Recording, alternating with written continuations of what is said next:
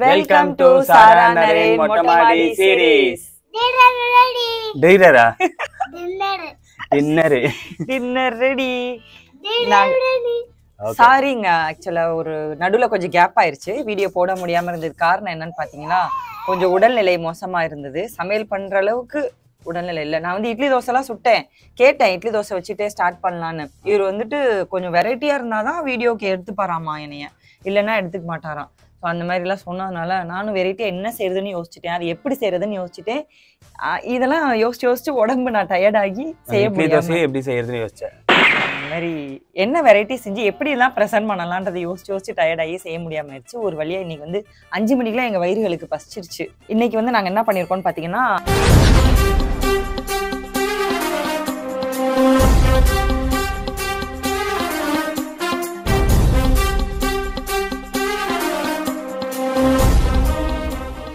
இது வந்து ஆனியன் பஜ்ஜி இது மிளகா பஜ்ஜி இது வந்து உருளைக்கிழங்கு பஜ்ஜி ஏண்டா ஆனியன் பஜ்ஜி உருளைக்கிழங்கு பஜ்ஜி ரெண்டும் சேம் சைஸ் சேமா தான் இருக்கு அது எப்படி கண்டுபிடிக்கிற இததான் அவ்வளவு நேரம் மூக்குல வச்சு யோசிச்சுக்கிட்டு இருந்தியா செஞ்சது நான் தானே எனக்கு தெரியாதா இப்படி அடையாளம் எதனா வச்சிருக்கியா என்ன இந்த ஓரத்துல உருளைக்கிழங்கு தெரியும் ஏய் செஃப்ட் இந்த மாதிரி கொஸ்டின் எல்லாம் கேட்க கூடாதா எனக்கு 1000 டயர்ட் ஐயோ என்ன அண்ணனுக்கு சோடா கொடுங்கப்பா சிட்டிமாலி ஓ மம்மி பேசி பேசி டயர்ட் ஆயிட்டாங்களா பாரு இதுதான் பிள்ளை வேணும்ன்றது இதுக்கெல்லாம் பேக்ரவுண்ட் மியூசிக் கேஜிஎஃப் மியூசிக் போட்டுக்க தண்ணி இருக்கேன் பஜ்ஜிக்கு வந்து தொட்டுக்க சட்னி இருக்கு இதை வந்து ஈவினிங் ஸ்நாக்ஸை நாங்க டின்னராகவே வச்சுக்கலாம் இதுக்கு மேல பசிச்சுன்னா ஜொமேட்டோல எதனா ஆர்டர் போட்டுக்கலாம் அப்படின்னு ஒரு முடிவுல இருக்கும் இத்தனை நாளா ஜொமேட்டோல ஆர்டர் போட்டு தான் தின்னுட்டு இருக்கோம் கம்பெனி சீக்கிரம் இது என்ன மேட்டர்ன்னு தெரியல எனக்கு கொஞ்சம் சொல்லுங்களேன் யாராவது தெரிஞ்சா கொஞ்சம் கமெண்ட் பண்ணுங்க எனக்கு பாயசம் இந்த ஒயிட் சுகர் போடுங்களா பால் பாயாசம் ஆமாமா அதுக்கு பதிலா நாட்டு சக்கரை போட்டேங்க ஒரு 5-6 ஸ்பூன் அது போட்ட உடனே இந்த பால் தெரிய ஆரம்பிச்சிருச்சு இந்த மாதிரி ரீசன் என்னன்னு சொல்லுங்க ஆனா சாப்பிட்டு பார்த்தா டேஸ்ட் நல்லா தான் இருக்கு அதனால அதை நாங்க எடுத்துட்டு வந்துட்டோம் இன்னைக்கு சாப்பிட அதுக்காக எல்லாம் ஒன்றும் செய்ய முடியாது செஞ்சது எப்படி வேஸ்ட் பண்ண முடியும் அவ்வளவுதான் பசிக்குது சாப்பிடுவோம் வாங்க அவ்வளவுதான் அப்படி அப்புறம் என்ன கண்டென்ட் இன்னைக்கு வந்து பாத்தீங்கன்னா எங்களுடைய இந்த விடுமுறையை நாங்க எப்படி கழிக்கலாம்னு ஒரு முடிவு பண்ணிட்டோம் இதை 2 விதமாக கழிக்க போறோம் அது என்னென்ன விதமாக கழிக்கிறோன்றதை இன்னைக்கு உங்களுக்கு நாங்க சொல்ல போறோம் நாங்க அதுக்கு எத்தனை நாள் லீவ் விட்டுருக்காங்க ஸ்கூல் உனக்கு 50 டெய்லியா இருக்கும் 50 எல்லாம் போயே 10 நாள் ஆச்சு நாங்க மிளகா பஜ்ஜி நீ மட்டும் சாப்பிடு உனக்கு மட்டும் தான் பின்னாடி லைட் எரியும் நாங்க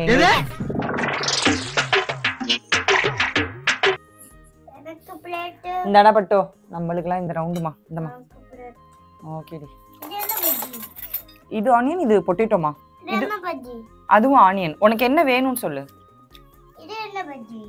இது சில்லி பெல் பெப்பர் இது பொட்டேட்டோ இது வச்சுட்டுமா வச்சுக்கோ சட்னி தொட்டுப்பியா நீன்னு ஸ்வீட் போட்டியா பஜ்ஜிக்கு எப்படிடா ஸ்வீட்டு பாயசத்துல தானேம்மா ஸ்வீட் போட முடியும் அதெல்லாம் இல்ல உனக்கு தெரியலன்னு சொல்லு பஜ்ஜில ஸ்வீட்டும் போடலாம் மம்மிக்கு தெரியல ஓ அந்த பழ பஜ்ஜி கேரளா ஐட்டமா அதான் கேக்குறேன் थैंक यू தண்ணி அப்புறம் குடிமா சாப்பிட்டுட்டு குடிக்கலாம் நீ சாப்பிட முன்னாடி தண்ணி குடிச்சேன்னா சொல்லுமா நீ மிளகா பஜ்ஜி சாப்பிடல இன்னும் வேண்டாம்டா எங்களுக்குலாம் லைட் எரிய வேண்டாம்மா பாயசம் கேஷ்யூஸ்மா அப்படி நல்லா தெளிச்சு போட்டு கொண்டு வந்திருக்கேன் கேஷ்யூஸ் பஜ்ஜி நல்லா இருக்கா சூப்பரா இருக்கே மிளகா பஜ்ஜி தான் நல்லா இருக்கு மிளகா பஜ்ஜி பக்கத்து வீட்டில் வாங்கினேன் மீதியெல்லாம் நான் செஞ்சேன் அப்படியா அதான் நல்லா இருக்கு போல சட்னிக்கு தான் நீட்டு இருந்தா என்ன மிளகா பஜ்ஜி அள்ளி வைக்கிற புடிங்கிட்டு போறதுக்கா இதானே போ கேட்டீங்க மிளகா பஜ்ஜி வேணும்னு தின்னு அவ்வளோதானே டின்னரு அவ்வளோதான் அதோட முடிச்சு போய் ஃபுல்லா நீ தானே சொன்னது சாப்பிட்டா வயிறு ஃபுல்லாயிரும்னு அப்போதைக்கு ஒரு 10 நிமிஷம் வயிறு ஃபுல்லாகும் அப்புறம் பசிக்கும்ல நைட்டு ஐயோ அதுக்கு என்ன செய்ய சொல்ற கிச்சனுக்குலாம் போய் நிற்க முடியாது போ அதான் ஒரு வாரத்துக்கு முன்னாடி வச்ச மீன் குழம்பு இருக்குல்ல மாவு இருக்கு இட்லி என்னால தானே அது மீன் குழம்பு நீ தானே பழசு போட்டா நல்லா டேஸ்டா இருக்கும்னு அதனால அப்படியே வச்சிருக்கேன் சுண்ட வச்சு சரி அந்த மீன் குழம்பு வச்சு இட்லி எடுத்துக்கலாம் அதே போதுமா வேற சட்னி எதுவும் கேட்க மாட்டேன் கேட்க மாட்டேன் மீன் குழம்பு இருக்கு யாருன்னா சட்னி கேட்பாங்களா வாய்க்கு எடுத்து விட்டு போறது நீ பேசுவப்பா நீ நேரத்துக்கு மாத்தி மாத்தி பேசுவோம் வாய்க்குல யாருன்னா செஞ்சு போட முடியுமா இட்லி தோசைக்கு நான்வெஜ் கிரேவி குழம்பு இருக்கும்போது சட்னி சாம்பார்ல யாருமே கேட்க மாட்டாங்க நீ என்ன பண்ற உனக்கு என்ன கிரைட்டீரியான்னு ஒரு புக்கு போட்டு அங்க வச்சிரு வாசல்ல அத வாசல்ல படிச்சுட்டு முடிஞ்சா செய்யறேன்னு போய் படுத்துங்கிறேன் நீ படுத்தே தூங்காதான் உனக்கு நல்லது என் கிரைட்டீரியா எல்லாம் செய்ய முடியாது உன்னால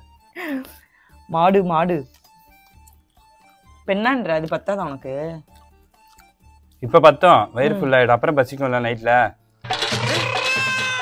என்ன எலி கத்துது? வெளியே கத்தல உருட்டுது. யார் வீட்டுல? தெரியலையே. பின்னாடியா? பின்னாடி நல்லா காது செவிட்டுல வச்சாங்க, அங்க இருக்கு எலி. உருட்டுச்சே, என்ன பக்கம் உருட்டுதுன்னே தெரியல. கத்துது. நல்லா இருக்காமா? உனக்காக தாண்டா பட்டு மம்மி செஞ்சேன். அச்சு தங்கண்டி, உனக்காக மம்மி சூப்பர் சூப்பரா பொட்டேட்டோ பஜ்ஜி பண்ணேன். டேய் கொஞ்ச நேரத்துக்கு முன்னாடி எனக்காக தான் பண்ணேன் அவக்கா பஜ்ஜிலாம். இந்த பக்கம் ஒரு குத்து, இந்த பக்கம் ஒரு குத்து, யாரு கிட்டாலும் ஒரே ஆக்டிங் தான். அப்படியே போ, இட்லி சுட்டு எடுத்துட்டு வா, ரெடியா உட்காந்து சாப்பிடலாம் எல்லாத்தையும். வச்சிருக்கிறது வயிறா வண்ணா சாலான்னு தெரியல. இட்லி மீன் குழம்புமா? சரி அப்ப வந்து மொத்தமா எடுத்துக்கலாமா? சரி மொத்தமா எடுத்துக்கலாம். எனக்கு வேலை வச்சுக்கிட்டே மாட்டு ஈரா வரேன் மம்மி, இட்லி ஊத்தி எடுத்துட்டு வரேன், வெயிட் பண்ணு. ஓகே இந்த பஜ்ஜி சாப்பிடு. அது நல்ல பஜ்ஜி தான், எல்லாம் உட்காந்து சாப்பிடு. பஜ்ஜி தெரியல, அது பொட்டேட்டோ பஜ்ஜி. நான் தாங்க பிளான் பண்ணி இப்போ சாரா வைக்கல அனுப்பியிருக்கேன், சும்மா நான் இட்லி சுடுன்னு சொல்லிட்டு. எதுக்கு தெரியுங்களா, லாஸ்ட் டைம் மாமனாருக்கு கால் பண்ணி பல உண்மைகள்லாம் வெளியே வந்துச்சு. அதனால அவங்க அப்பாவுக்கு ஃபோன் பண்ணி ரெடி பண்ணி வச்சுட்டு இருப்பா. இந்த வாட்டி வந்து எங்கள் மாமியாருக்கு கால் பண்ண போகிறேன், அதாவது சாரா அவங்க அம்மாவுக்கு. ஏதாவது பல உண்மைகள்லாம் வெளியே வருதான்னு செக் பண்ணி பார்ப்போம், வெயிட் பண்ணுங்க.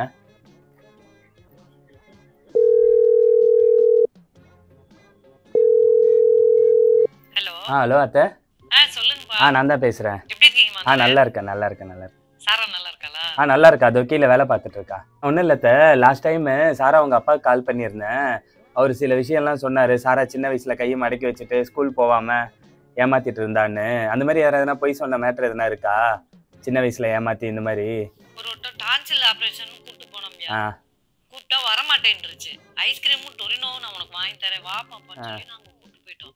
கூப்பிட்டு போனால் ஆப்ரேஷன் பண்ணால் டெய்லி டொரினோ ஐஸ்கிரீம் கொடுத்தாதான் பேசும். டான்சில் ஆப்ரேஷன் பண்ணதுலேருந்து வாய் திறந்தே பேசவே இல்லை. நாங்கள் டாக்டர்கிட்ட கேட்டோம், ஒரு 2 நாள் அப்படி இருக்குமா அப்படின்னு சொன்னாங்க.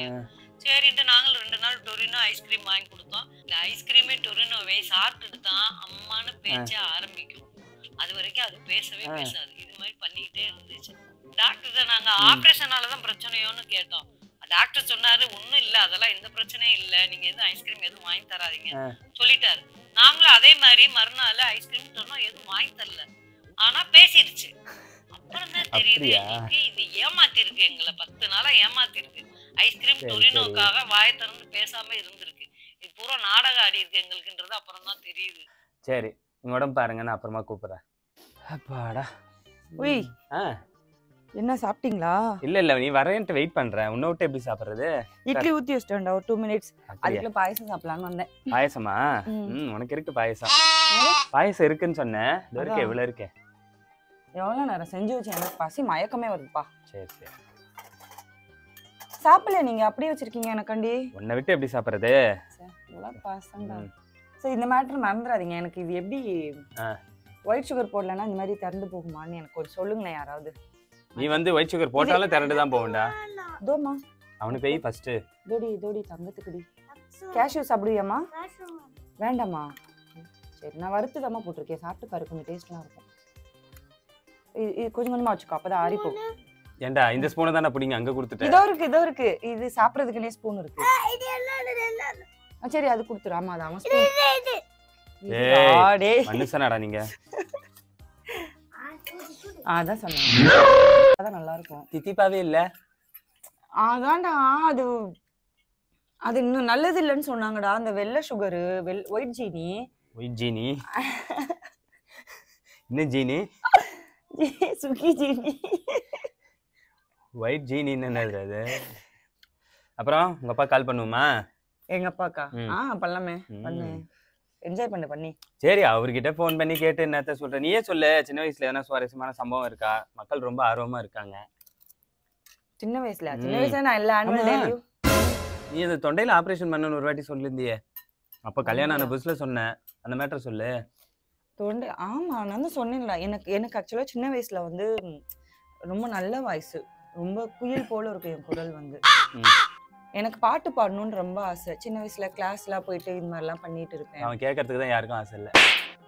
உண்மையிலேடா நான் சீரியஸாவே நல்லா பாட்டு பாடணும்னு, நல்ல ஒரு பாடகரா வரணும்னு எனக்கு ரொம்ப ஆசை. என்னாச்சுன்னா சதா வளர்ந்துருக்குன்னு டான்சில் ஆப்ரேஷன் பண்ணி விட்டாங்க கூட்டிட்டு போய். ம். அப்போ ஏதோ ஆப்ரேஷன் தப்பா பண்ணிட்டாரு டாக்டர். எங்க வீட்ல எதுவுமே கேள்வி கேட்கல டாக்டரை. ம். அதனால இந்த மாதிரி வாய்ஸ் போயிட்டு எனக்கு 3-4 வாய்ஸ் கட்ட குரலா வருது. நிறைய பேர் வந்து கமெண்ட் பண்ணாங்க, உங்க வாய்ஸ் என்னக்கா இப்படி இருக்கு, பாய் வாய்ஸ் மாதிரி இருக்கு, ஆம்பளைங்க குரல் மாதிரி இருக்குன்னு. அது கூட பரவாயில்ல, என் ஃப்ரெண்ட்ஸ்லாம் என்னை பயங்கரமா கலாய்ப்பாங்க, உன் தொண்டை வந்து ஆம்பளை தொண்டை மாதிரி இருக்குன்னு. எனக்கு மனசு கஷ்டமா இருக்கும். நான் அப்படி இருந்தாலும் பரவாயில்லன்னு அதை ஸ்போர்ட்டிவா எடுத்துட்டு சிரிச்சுட்டே விட்டுருவேன். அந்த ஆப்ரேஷன் பண்ணலன்னா வாய்ஸ் வந்து குயில் மாதிரி இருந்திருக்கோன்ற, நீ ஒரு சிங்கர் ஆயிருப்ப.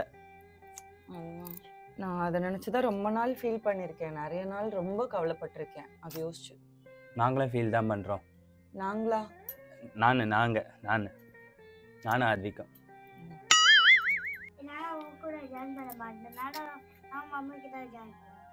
மம்மி கிட்ட ஜாயின் பண்ணா ரொம்ப ஹாப்பியா இருக்கும். அந்த ஆப்ரேஷன் பண்ணும்போது பொவெண்டோ ஐஸ்கிரீம்லாம் சாப்பிட்டியாமே? ஐஸ்கிரீமா?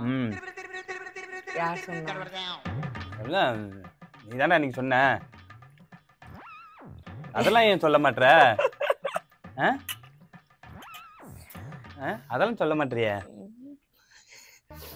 மக்கள் தானே எந்திரிச்சான்னு பார்த்துட்டு வந்துரு. இட்லி வேவட்ட, நீ வேவறதுக்கு நீ வெந்துக்கிட்டு இருக்க. இப்ப வா, இட்லி வேவட்டும், அப்புறம் சொல்லிட்டு போ.